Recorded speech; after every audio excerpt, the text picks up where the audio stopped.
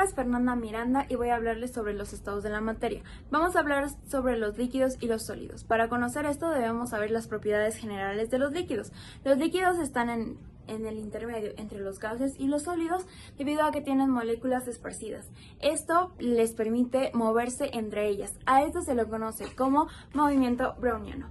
El movimiento browniano es un movimiento aleatorio que se da por el choque de partículas. El movimiento browniano en partículas es el desequilibrio instantáneo entre las fuerzas ejercidas de las moléculas pequeñas de un líquido y están rodeando a una partícula, las cuales están por movimientos térmicos aleatorios. Ahora, para conocer las diferencias entre los líquidos y los sólidos, vamos a ver un experimento.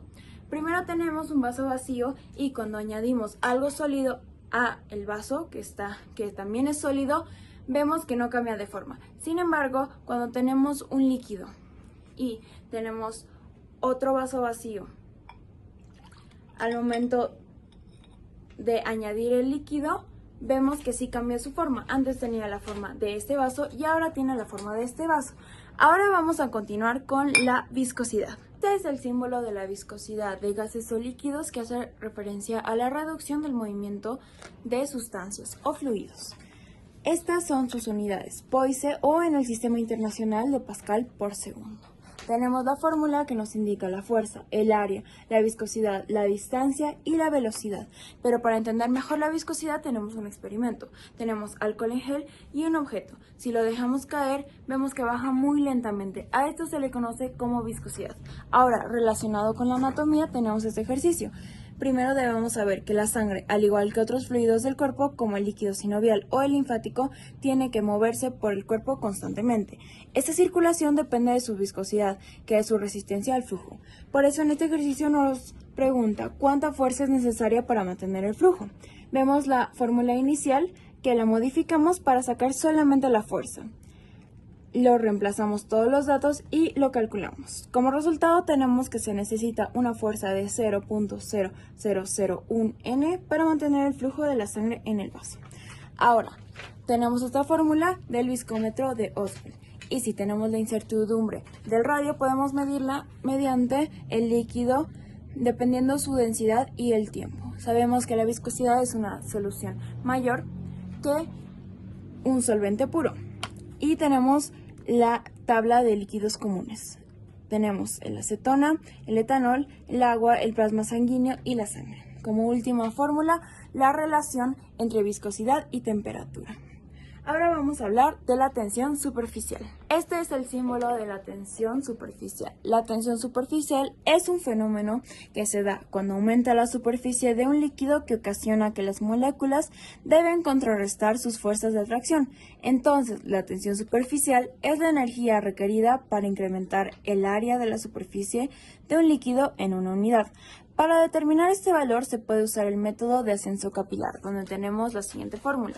Nos muestra la tensión superficial, el ángulo, la gravedad, la densidad, la altura y el radio. A continuación vemos un experimento que nos muestra un vaso con leche con 3 gotas de colorante. Añadimos jabón con un objeto y esto hace que se esparza. Esto se da por la capacidad de mojar que tiene un líquido depende de las fuerzas de cohesión y adhesión.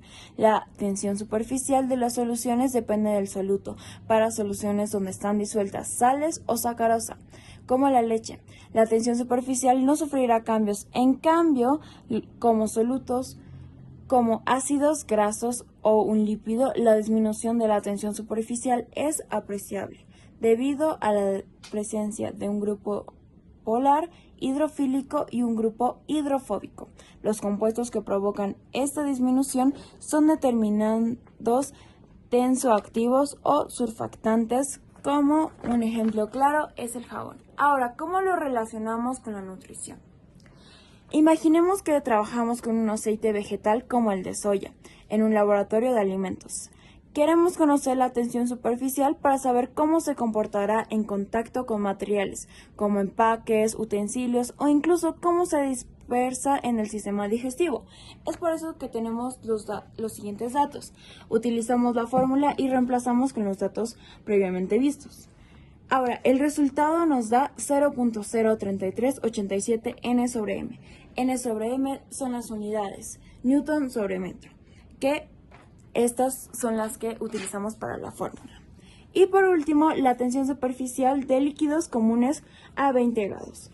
Tenemos los más comunes, que son el ácido acético, el etanol y el agua. A continuación mostraremos la acción capilar.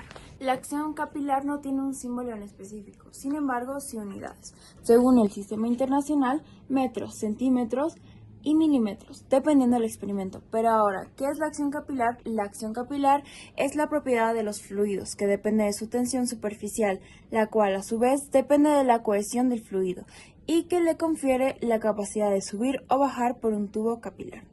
Cuando el fluido se encuentra contenido en un sólido, aparecen interacciones que se denominan fuerzas de adhesión. Dependiendo de esa interacción, se puede observar el comportamiento mostrado en la figura. Cuando la fuerza cohesiva predomina, la fuerza total apunta hacia el líquido y el ángulo del contacto es menor de 90 grados. Y se dice que la superficie no moja el líquido, no moja la superficie. Ahora, relacionado con la biología, podemos observar que las plantas absorben agua desde el suelo a través de sus raíces. Esa agua necesita subir por el tallo hasta llegar a las hojas, como vemos en el experimento. Incluso los árboles muy altos, una de las formas en que esto ocurre es gracias a la acción capilar. ¿Y cómo se aplica? Dentro de un tallo hay vasos muy delgados llamados xilemas, que funcionan como tubos capilares. Debido a la tensión superficial del agua junto a la adhesión del agua a las paredes de xilema y la cohesión entre moléculas de agua, el líquido asciende por los tubos, venciendo la gravedad.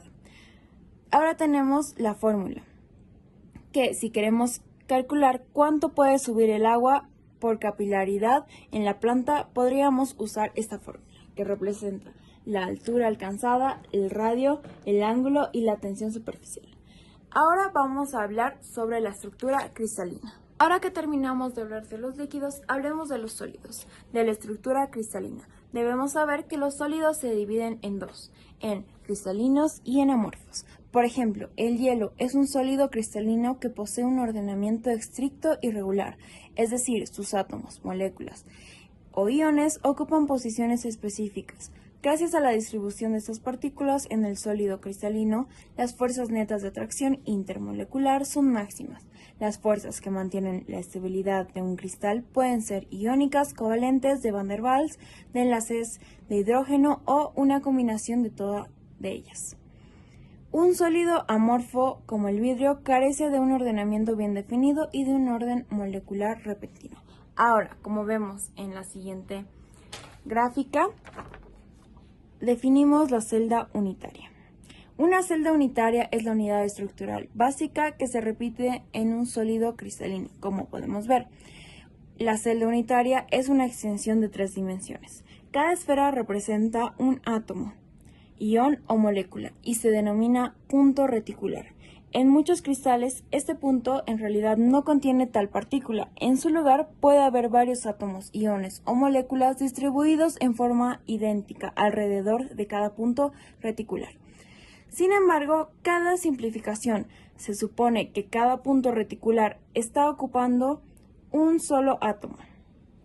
Este es el caso para la mayoría de los metales. Cada sólido cristalino se representa con uno de los 7 tipos de celdas unitarias que vemos.